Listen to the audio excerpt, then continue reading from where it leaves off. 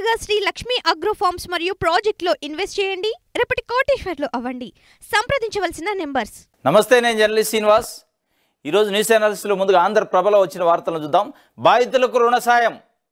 బుడమేరు నుంచి కొల్లేరు వరకు CM Chandrababu aerial survey. Krishna పర్యావరణ ప్రాంతం పరిశీలన.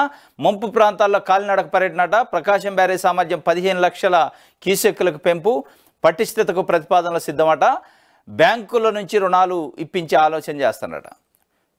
బాధితులకి ఎవరైతే వరద బాధితులు ఉన్నారో బుడమేరు కృష్ణా వరదకు సంబంధించి వచ్చిన వరద బాధితులకి రుణాలు సాయం చేస్తారట.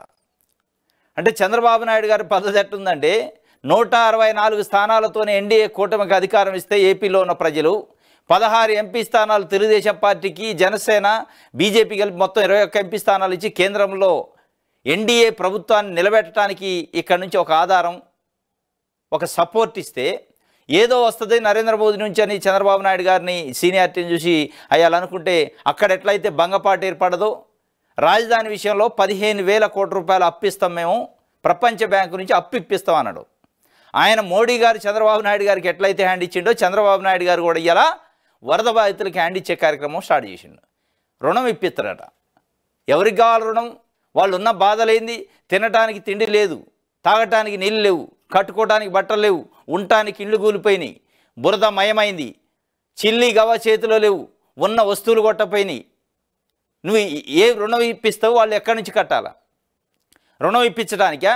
వరద బాధితులకి పూర్తిగా సహాయం చేయాలి మీరు ప్రభుత్వం నుంచి.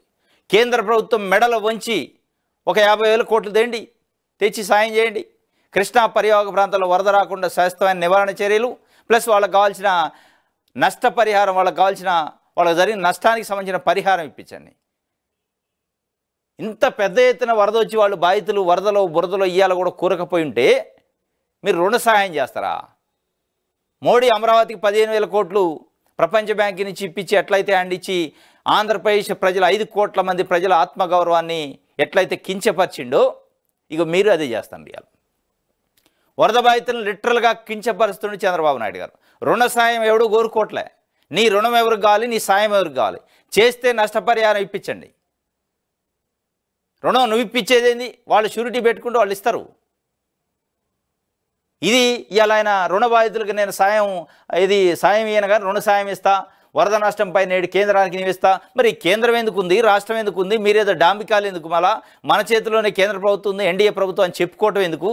ఒక చిల్లిగా ఉపయోగం లేనప్పుడు ఇది ఉంటే అంత ఊడితే అంత అనేది కాదు ఇవాళ ప్రజలు మాట్లాడుకునేది.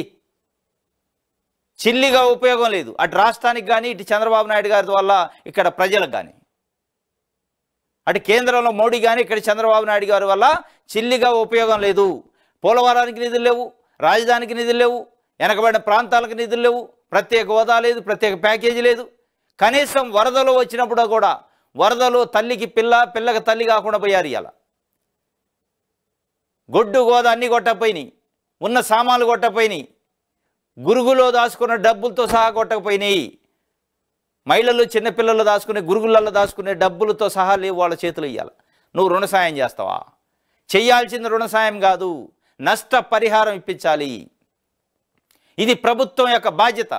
ప్రభుత్వం వైఫల్యం వల్ల జరిగింది కాబట్టి ప్రభుత్వం ప్రతి వరద బాధితుడికి నష్టపరిహారం ఇప్పించాలి. వాళ్ళని మళ్ళా నిలబెట్టే కార్యక్రమం చేయాలి. వాళ్ళ ఇండ్లు, వాళ్ళ గొడ్డు, వాళ్ళ గోద, వాళ్ళ సామాన్లు కొనిచ్చే కార్యక్రమం చేయాలి.